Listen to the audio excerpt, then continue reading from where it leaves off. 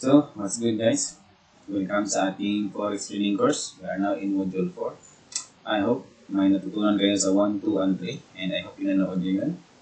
So, kung may comment man kayo or may hindi masyadong naintindihan, pwede nyo ibalik yung video, balik-balikan nyo lang at kung hindi nyo talaga maintindihan yung iba or baka yung pag-explain ko is hindi masyadong klaro, pwede nyo kong i-message direct sa Discord. So, kung may question kayo, direct na kayo sa Discord. And, bibigay ko rin sa inyo. Punta na kayo muna sa TikTok account ko. Tapos, isend ko yun sa Discord. I-ano ko tayo sa Discord group.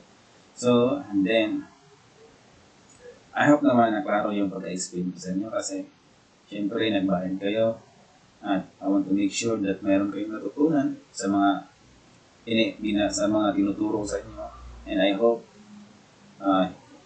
hindi nyo ipapalabas sa nyo, sa utak o sa utak yung hindi na yung nakikinig lang tapos ilalabas.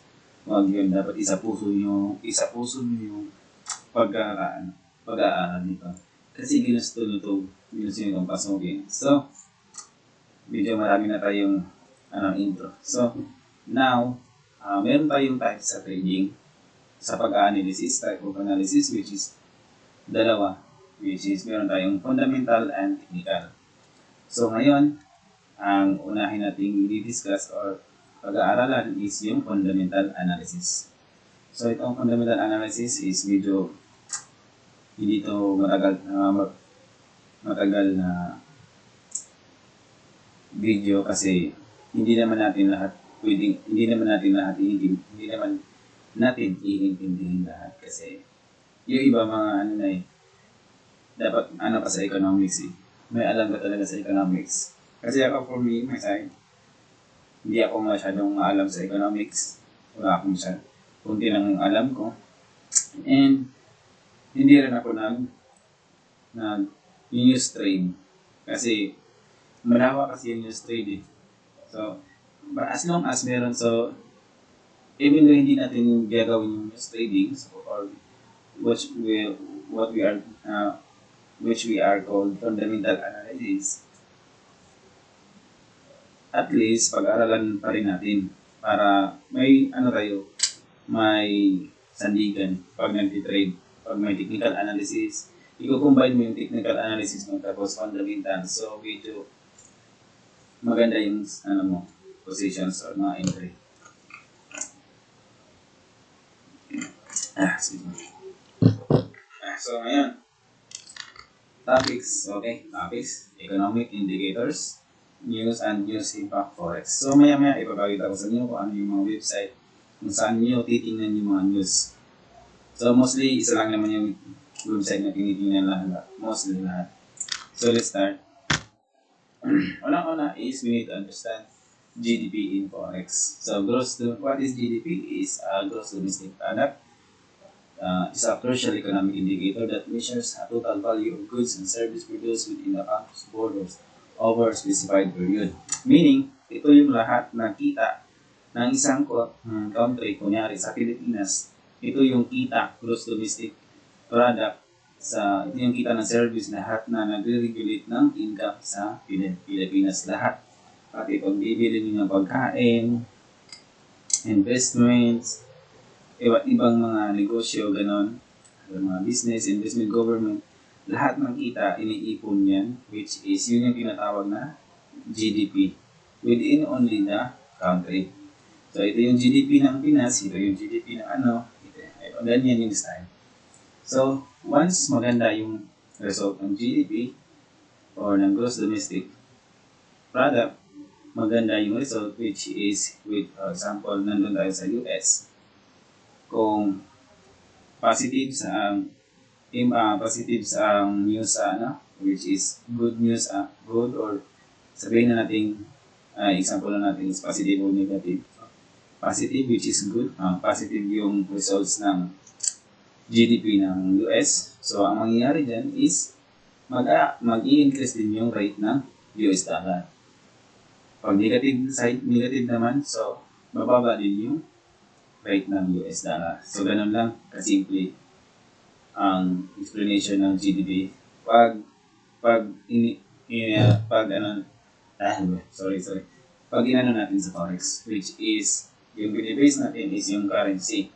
So, meaning, titingnan natin sa news kung ano ang nangyayari within that country. Kung may mga, may mga business bang nalugi, nag-bankrupt ba yung ganun. So, which mean, may konting effect. Marami bang unemployed.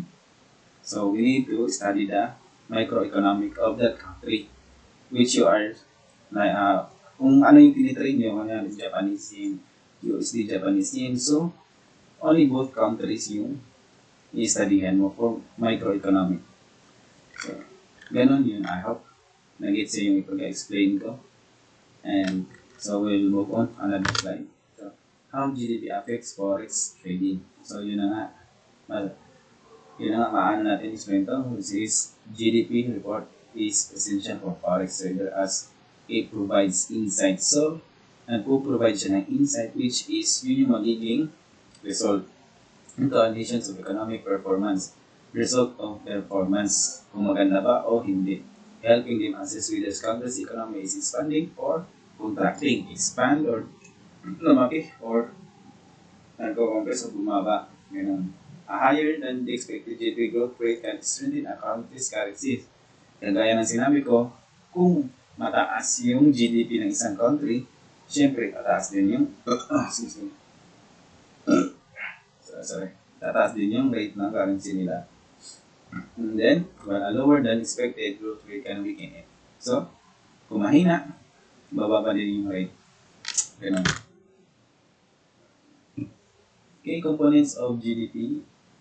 So, GDP is calculated using expenditure approach, which includes four main categories: consumption, investments, government spending, and net exports. So, lahat, government, mga ginastos natin, mga daily ginagawa, binibili natin, daily transaction, pambili, negosyo, saka yung mga investments, iniipon yan lahat, at yun, tinototal as GDP. Pati yung pamasahe natin sa bus, pambili ng pagkain, kahit as long as tatansak. Na hindi nagpa-profit yung so yun ang explanation. Impact of GDP on a currency value.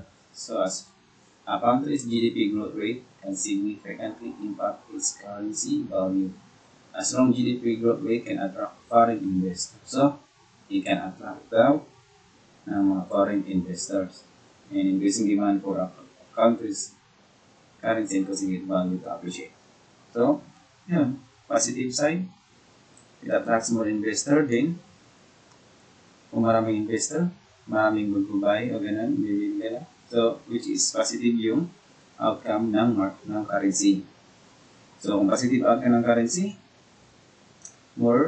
mostly yung trades nyo is buy, not sell. Ganun yung paggagawa ng fundamental analysis, which is positive ang good news, meaning buy, bad news, sell. Ganun lang. Next is reacting to GDP data. Forex traders react to GDP data by analyzing the difference between the actual GDP growth rate and expected growth rate. A higher the expected GDP growth rate can lead to increase in value. So, kung taas ang GDP rate, which is taas, is a simple explanation ng iba-iba yung definition, pero isa lang yung meaning. Isa lang yung meaning nila, which is if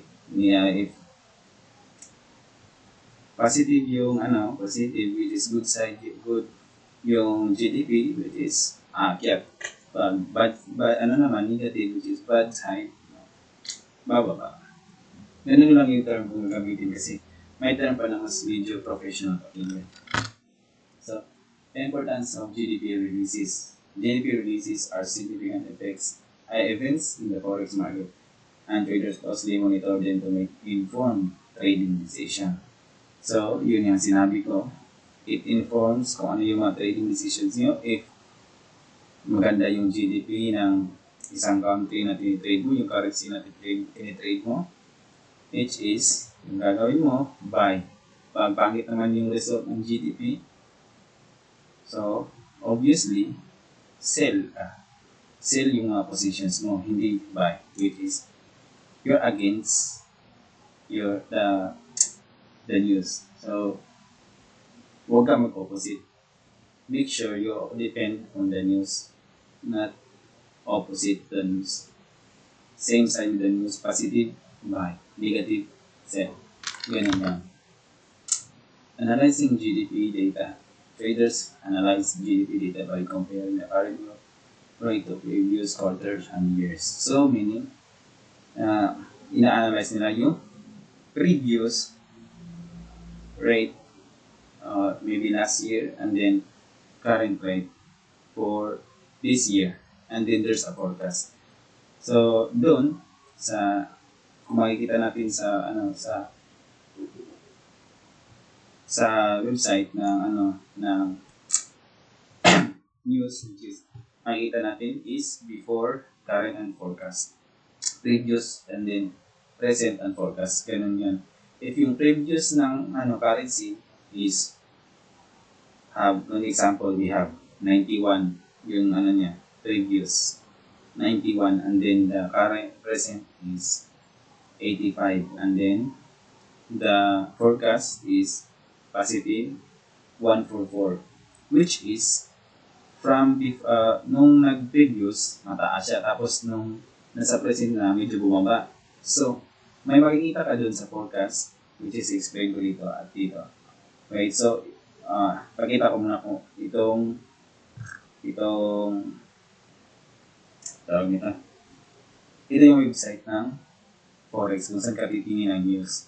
So, ang gagawin mo lang dito is, kunyari, paano niya, ito yung time, 12 a.m. So, magto 12 a.m. na, example with this. Assume nga magto 12 a.m. na. So, 12, 1 pala. 11. 1 a.m., 1 a.m. Sorry, hindi ko masyado nakita. So, click niyo lang to. Yun. May makikita dito visit view details. May makikita ka dito or dito. Okay, ito na lang para mas madali mo So, ito yung currency. Dito yung currency. And then, meron tayong folders. Which is yellow is normal. Orange means something is not okay, which is medyo may effect. Then, yung red natin, yan yung tinatawag natin high impact news. Ibig sabihin, yan yung babantayan nyo, high impact news. Kung green is neutral. We also have green. Ewan ko ba may green ba? Yun na nga. Ito na lang. Red tsaka yellow. Tsaka yung may dark, may orange. Yun yung pagbabasihan mo. Pag red naman, high impact niyan. So, makikita nyo dito yung forecast. Kaso nga hindi natin makikita yung previous, actual, and then forecast kasi close yung market na yun. So, I hope pwede nyo itong, ito yung Forex Factory. From din, punta kayo sa calendar. So, once open na yung market, makikita nyo na dito yung forecast, previews, yan. So, yun yung explanation nito. Then, meron din tayong FX book. So, depende na sa inyo kung ano yung pipiliin nyo pag tingin ng Forex news. So, bali ito yung dalawang website kung saan kayo titingin ng news. Madali lang. Pwede rin itong i-search sa internet paano gawin. Pwede ko rin explain konti. Yun na-explain ko na. Yun lang yung basic na gawin mo. Kasi yun lang yung gagawin mo. Which is, titingnan mo yung currency, kung ano yung trade mo, tapos anong impact, trend, which is trend, meaning high impact, malakas yung impact. Then, yung niya dito, which is, meron siya dapat ditong previous, then actual, then forecast. Previous forecast, ganun. So, if makikita nyo dito, this is red, kulay nakapula, which is means negative. So, magsisell ka. Obviously, maraming magsisell. Pero kasi nakita natin 0.0, which is, ang mangyayari dyan, wala masyadong impact, wala masyadong ilaw. maybe continuous lang yung galaw ng price. So, mahihirapan ka mag-trade. Dito, may nakita kayong green. Yan yung green. It means positive yung yung result, which is magbabay ka. Obviously, huwag kang mag-opposite. So, buy yan, buy. Then, red is sell. So, ganun lang. Kaya, ganun lang kadali tingin ng news, mag-news trading. Tapos, depende rin yan kung gaano kalaki yung percent. 5%. Dapat kung malaki yung percent, very high impact yan. The changes niya. Kaya sa previous, meron siyang numbers ng previous kung malaki yung unbought nila sa actual or sa forecast. Tapos, green yung color. So, magbabay ka talaga. Hindi ka magsisend. So, yun. Yun yung website kung saan ka tingin ang news. So, dito na tayo. Ulit, balik tayo. So, GDP and interest rates. So, medyo naintindihan na natin konti. I hope naintindihan nyo. GDP and interest rate. A strong GDP growth rate can lead to higher interest rates. Yun nga, ganun pa din yung meaning. Kung mataas yung GDP rates, it's magkakaroon din ng interest rates, which is it will help the currency to go up. Tapos yung mga central banks, yung mga exchanges nila sa mga currencies, tataas din. But depende if may isi-sell sila ng other currency from other country, which is negative yung pangit yung rate ng GDP doon, which is bababa yung nila doon, yung currency rate. Central banks attempt to control inflation. So, alam na natin, central banks, mostly nag-trade din sila because they are also included in foreign exchange, international yun nga. Then high interest rates can attract foreign investors as it was explained earlier, foreign investors, increasing demand. So, yun alam na natin yung supply and demand. Kung mataas yung supply, mataas din yung demand. One is equals to one yung ng supply and demand, like psychology niya. So next, conclusion. GDP is a vital economic indicator. So, vital economic indicator na vital means pinaka-importante o pinaka-pansensitibo na indicator that significantly impacts forex trading. So, it really impacts the forex trading, the currencies, mga codes, yung GDP. So, make sure alam nyo yung GDP ng isang country na trade mo. For example, you trade Japanese yen, USD Japanese yen. So, yung trade mo is, yung titingnan mong news is about US and Japan. Kasi USD Japanese yen yung tinitrade mo. Pero pag Euro USD ka, so meaning, yung titingnan mong news is dun sa Europe tsaka US. Ganun lang kasimple. Next, so understanding employment rate in forex. So employment rate in forex is makaka-affected to our GDP. The employment rate is a crucial economic indicator that significantly influences the forex market. It's often viewed in conjunction with the employment rate to good. I don't know how to say. Bago itong word sa akin Words good. Tingnan na natin yung meaning, kung anong meaning niya. Basta, no need to a country's economic health. Sabihin na natin yung meaning na good is to affect. Yun na lang, to affect a country's economic health. Which is kung maraming unemployed, meaning mababa yung nila doon. Yung GDP, which is yung company is nagtitipid ng pera, which is para pagsahod ng mga tao. Meaning wala silang profit na malaki. Kasi pag meron kang yung company, if the company have big profit, syempre magdadagdag din yan sila ng empleyado. Which is big profit, affects also big na GDP's rate. kung nagkaka-profit yung mga company, which is it includes it adds to the GDP sa country. So, positive yung effect. Pero pag maraming unemployed, that means pangit yung mga kita ng company. So, meaning, kung mayroong unemployed, if may news na daming unemployed sa Japan, and the unemployment rate is very high, meaning, magsisale ka. Unemployment rate, unemployment rate. So, make sure na alam nyo kung ano yung binabasa ng unemployed at saka employment. Kasi magkaiba yun. So, pag employment lang nakalagay, employed, so meaning maraming nagtatrabaho, employed na trabaho. Pag unemployed, yun ako. Obvious naman. So, marami walang trabaho. Meaning, it will affect the GDP sa country. So, I hope naintindihan mo yung pag-explain ko. So, yun. Next, the relation between employment rate and forex. Okay, ngayon malalaman natin kung anong relasyon nila doon. Pero medyo in-explain ko na kanina lang. Ngayon lang, in-explain ko na ay employment rate typically indicates a strong economy.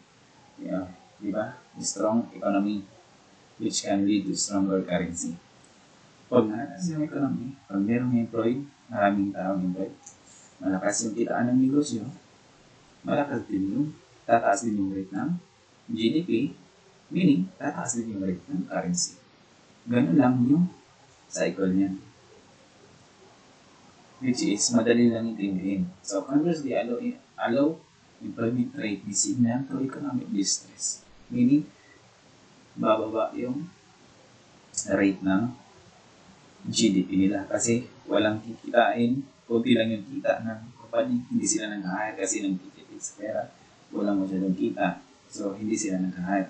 Tinitipid yung empleyado, which means, yun nga, it affects the GDP kasi walang yung total amount ng GDP natin sa isang country is mababa, so bababa.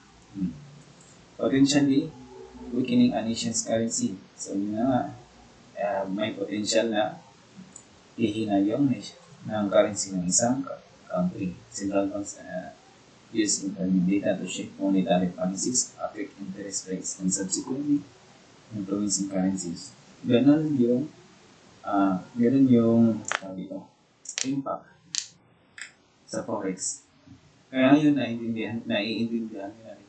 At ngayon, I hope naiintindihan nyo na kung bakit kailangan natin pag-aaralan kung anong nangyayari. Bukod pa sa pagtitingin lang ng chart sa forex. Kasi, tingnan natin sa technical is, titingnan mo yung previous prices.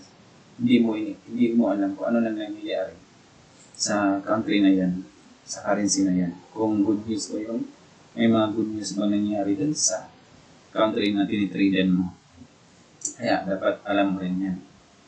So, next.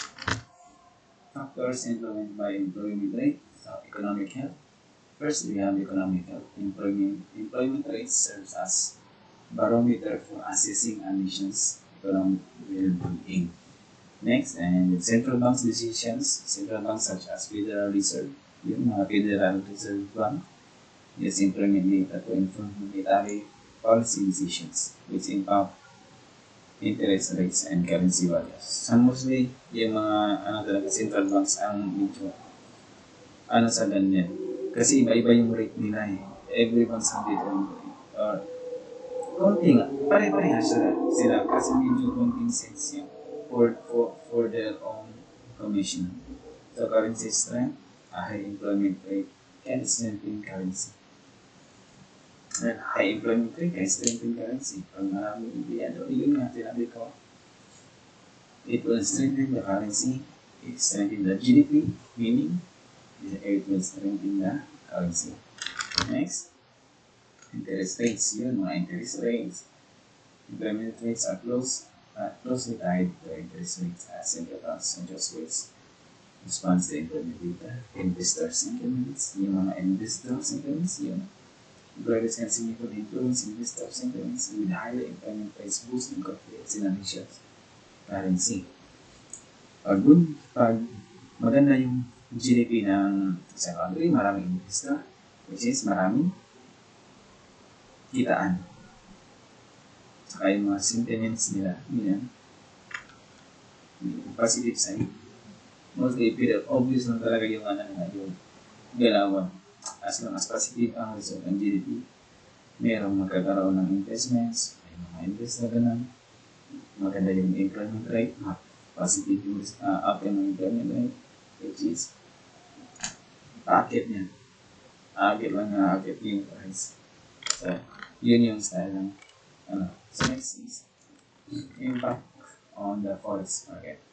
The employment rate has multi-affected impact on the forex market. A strong employment rate can lead to, as we discussed earlier, a strong currency due to increased consumer spending and economic growth.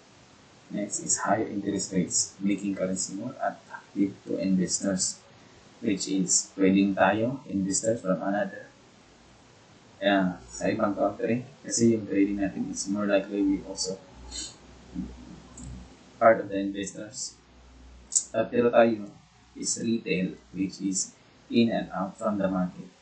And then, we are traders, and then retails, which means sariling pera lang natin. At meron din mga traders, banks, hedge funds, which is meron mga investor doon. So tayo, parang sole proprietorship ang tayo. So, next is improve investor sentiment, driving demand for a currency. It drives demand, which is malakas yung demand niya. Which means, kung malakas yung demands, the opposite would be mataas yung supply. Yeah, so, supply and demand. Yeah. On the other hand, a weak employment rate can result in a weaker currency due to reduced consumer spending and economic contraction. Lower interest rates, making currency less attractive to investors. So, negative side, walang mag-invest na walang pupunta mga investors. Meron din mga selling lang. So, yan.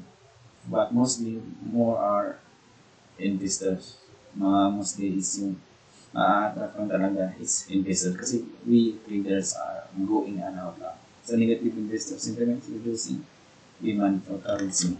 So, bababatahan yung rate ng currency ng isang country pag negative yung GDP.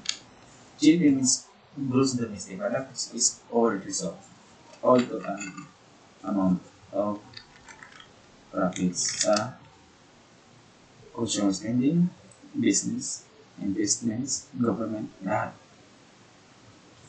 Sabi ko pa naman sa part 1, which is economic, which is yung lahat ng ginagawa natin that affects the forex market. So, next.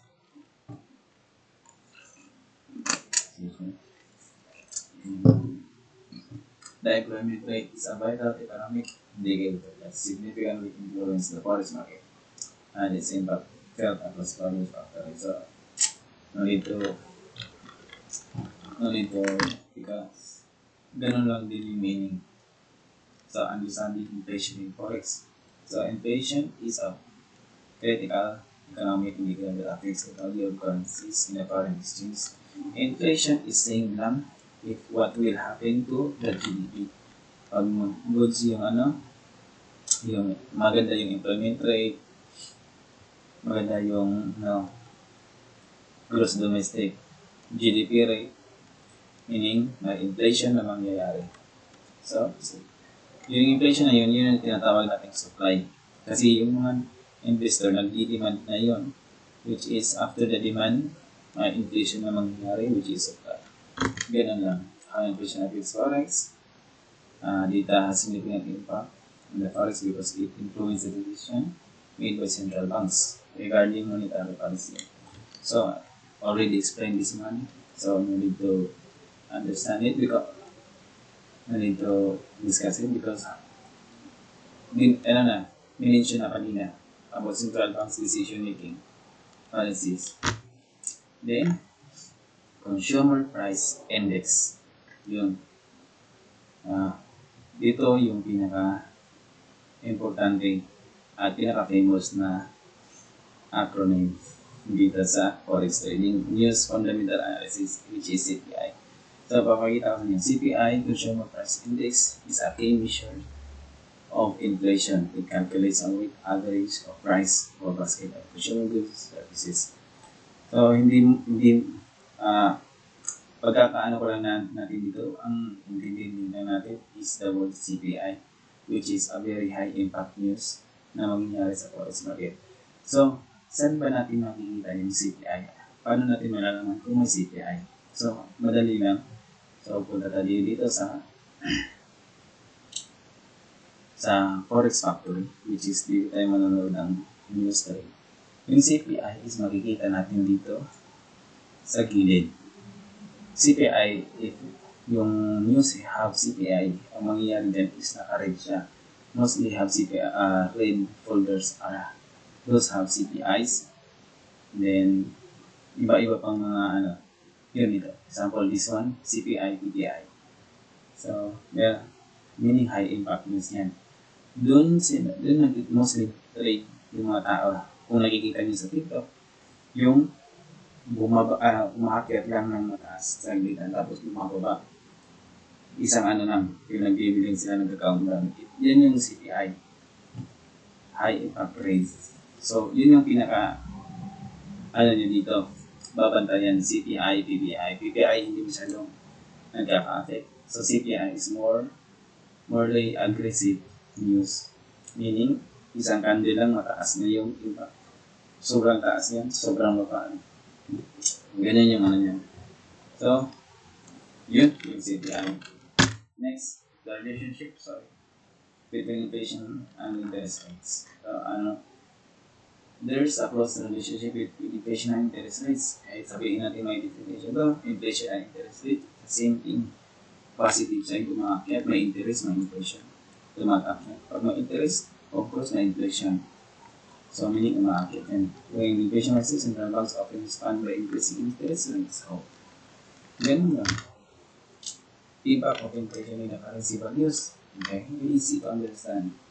If may inflation, which means yung currency is aakyat, may if there's an interest rate, so may inflation sa currency. Same as factors influencing inflation and forex. Several factors can influence inflation and subsequently the forex market. Of course, it affects the forex market because every country have GDP, every country have yung kanina sinabi natin is interest yung mga rates, gano'n. So, meaning, iba-ibang rates, iba-ibang country, iba-iba yung situation for the rates, inflation and interest rates. So, yun lang yung mga dapat natin malaman sa forex. Bali, in-explain ko na lahat sa inyo sa yung fundamentals. I hope may naantindihan kayo. So, monitoring inflation reports. These forex reports, they monitor inflation because of CPI. So, yun yung monitor natin. CPI is meaning ng CPI is Consumer Price Index. Remember that name and remember that acronym. And then, next we have the PPI and Producer's Price Index.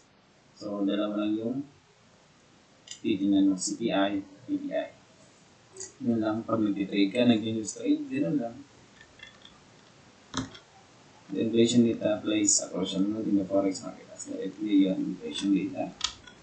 And same thing, CPI, interest rates, inflation, same thing, which is positive side, not negative, which means more on buy position tayo, long position. Okay, may inflation, interest rates, good GDP rate, meaning more on buy position tayo. So, news impact on forex trading. So, how news affects currency values in forex. So, as we discussed, the GDP, as we discussed, the GDP, gross domestic products, yun yung news na nangyayari sa isang country. So, foreign exchange market or forex is heavily influenced by the news and economic data Economic data means yun yung GDP. Behind the GDP, which is the unemployment rate, business, banks, kung ano mga nangyari sa banks, mga price ng mga paninda, binibili natin, if maraming consumers, yun. So meaning, yun yung nasa likod ng GDP, mga nangyayari, all investments, banks, government, consumers, and everything, as long as it transact money. Jobs, yun, likod, business, yun, behind this GDP, yun yung mga nangyayari, which is, this was the news. Ito yung news. And GDP is the result of the news. So, based on the information release, yun na. And then, economic data and currency values. So, yun na yung magiging data. Ito is, economic data is a major catalyst for short-term movements in forex market. So, after the GDP, after the result of the outcome, meron kasi sa forex market na may mga oras din kasi sila sa tawag dito. May time sila ng mga news, meaning everyday have news. But GDP is like previous, mostly tinitingnan nila yung previous GDP and then within this year, every month, every day may mga news or mga nangyayari sa news about employment rates, news, yung mga basta maraming klase ng news that affects forex market. Economic data is a major catalyst for short-term movements. So short-term lang yung mga movements nito, which is yung CPI, isang move lang yan. Then it affects the trend or the price. It affects the movement of the price direction. Kung yung price ng tinitrade mo ng currency is bumaba siya, yung price niya is pa-downtrend. If there's a high impact news, pa-akyat agad, meaning there's a possibility na aakyat mo siya.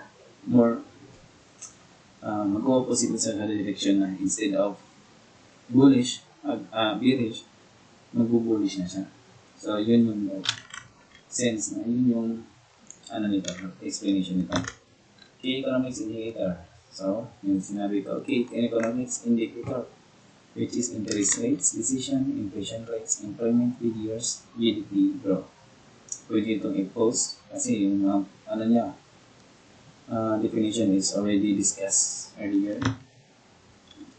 Market reaction to news. The market reaction to news is not always straightforward. So, make sure na yung analysis mo for fundamentals is correct, and then hindi rin tayo sure kung correct yung fundamental analysis mo. If yung news is negative, have negative side and have positive side. So that's why we need to have also the technical analysis. We need to study the previous price and yung mga imbalance doon. But don't worry kasi pupunta rin tayo doon sa actual. So, pagkatapos nito mga boring na natin, which is mapupunta na tayo sa actual, which is on hands na tayo doon. So, huwag kayong mag-alala, pupunta rin tayo sa technical analysis. Tuturuan ko kayo. Then consensus expectation plus the consensus expectations or the average forecast of economics plays a crucial role in determining the market reactions to news. If the actual data is better than expected, it can lead to increase in the value of a currency and vice versa. So, same thing. If good news, it increase the value, increase. Maganda yung trading on news too. So, traders can trade on news by looking for periods of consolidation ahead of major data release. Meaning, they can trade during before consolidation if the market. Okay, this example here is that I go to trading view. Okay, example this one. Japanese yen. So, example natin, dapat in-example ko na to kanina yung ganito style. So ngayon, example natin.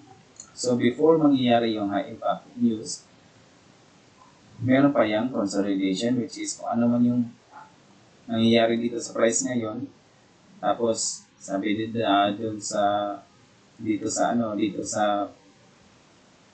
sa area na to is nakalagay is 5 minutes before it affects. Meaning, tapos naka 5 minutes tayo dito. Meaning, 1 candle, it will only takes 1 candle to affect. Meaning, ang mangyayari dyan, which is magkakaroon siya ng mataas na candle dyan or bababa. Depends on the results sa news.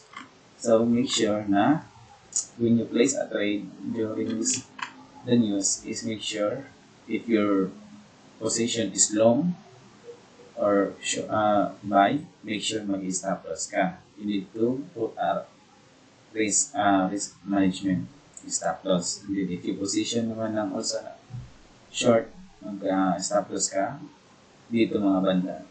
As long as maliit lang yung stop loss mo para hindi ka masunugan. Kasi hindi, as it was said, looking for periods of consolidation ahead of major data release and trading level, dito. Nasaan yan? Yung may sinabi kanina na hindi exactly correct. Minsan, hindi siya medyo accurate yung news trading. That's why we need also fundamental.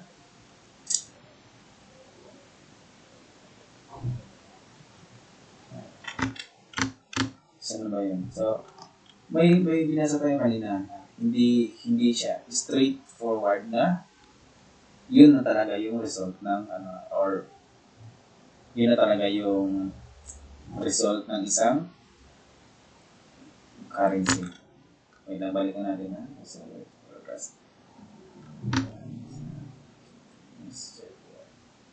yes, as it was said, is not always straightforward. Meaning, hindi talaga sakto palagi yung news. Which is, mahirap nating i-predict. So, that's why we need also technical analysis. So, medyo mataas na yung natin. I hope, okay. So, yun na yung module 4 natin. I hope may natutunan kayo. I hope naintindihan nyo yung mini-explain ko. And thank you sa pakikinig. At I hope binigyan nyo to ng time para panoorin kasi gumastos kayo nito at ginawa ko to para sa inyo. At huwag kayong alala kasi ito talaga yung pinaka-importante nyo dapat malaman bago kayo pumunta sa actual trading. Kasi ayaw kong maging kagaya ng ibang trader. Kahit ako, naging kagaya din ako nila na nag-actual agad for my starting. Nung nag-start pa lang ako mag-trade, naging trade agad ako. Wala akong alam kung ano yung fundamental, ganun, iba't-ibang basic ng Forex. And then, when I start studying the basic of Forex, doon ko na nalaman at doon na nag-develop yung trading ko. So, I hope naintindihan nyo. At yun lang yung topic natin for today's module. So, this module is all about fundamental analysis. So, that's it.